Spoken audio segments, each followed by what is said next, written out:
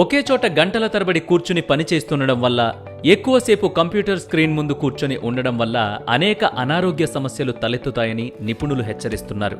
అలాంటి వారికి ముఖ్యంగా గుండెపోటు వచ్చే ప్రమాదం ఎక్కువగా ఉంటుందట. ప్రతిరోజు 5 లేదా అంతకంటే ఎక్కువ గంటలు కూర్చునే వారికంటే 10 లేదా అంతకంటే ఎక్కువ గంటలు కూర్చునే వారికి గుండెపోటు వచ్చే అవకాశం ఎక్కువగా ఉంటుందట. ఎక్కువగా కూర్చోవడం వల్ల రక్తంలో చక్కెర స్థాయిలు, రక్తపోటు పెరిగిపోతుంది. ఎముకల ఆరోగ్యం కూడా దెబ్బతింటుంది.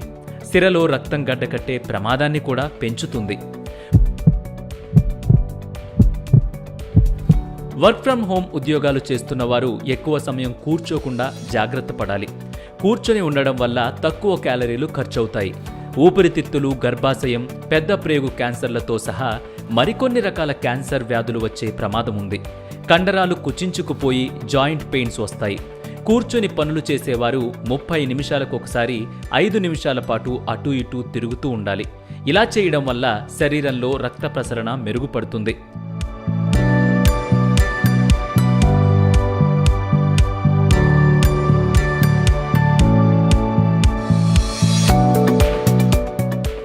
రోజువారీ కూర్చున్న గంటల ఆధారంగా గుండెపోటును నిపుణులు ఎలా లెక్కిస్తున్నారంటే, రోజుకు 4 గంటల కంటే తక్కువ సమయం కూర్చుని ఉండేవారికి గుండెపోటు ప్రమాదం అంతగా ఉండదు.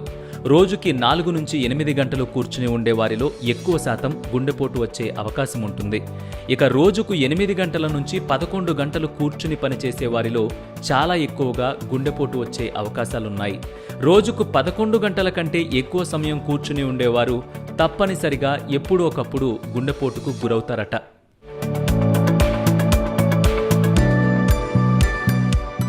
ప్రస్తుత పరిస్థితుల్లో కూర్చుని చేసే ఉద్యోగాలే ఎక్కువ కాబట్టి ప్రతి అరగంటకి లేదా గంటకి లేచి 1 నిమిషం అటూ ఇటూ తిరగడం, లిఫ్ట్ వాడకుండా మెట్ల మార్గానికే ఎక్కువ ప్రాధాన్యం ఇవ్వడం వంటివి చేస్తే కూర్చున్నప్పుడు శరీరానికి కలిగే ఒత్తిడిని సగానికి పైగా నిర్మూలించవచ్చని చెబుతున్నారు నిపుణులు.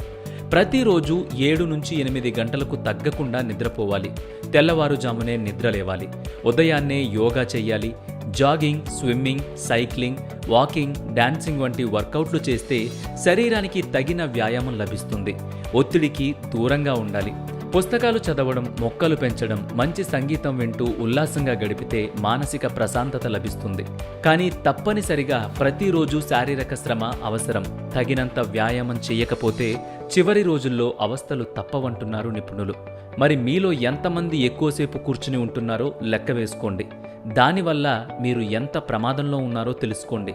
అందుకే ఇప్పటి నుంచైనా జీవనశైలిలో మార్పు తెచ్చుకుని ఆరోగ్యంగా ఉండండి.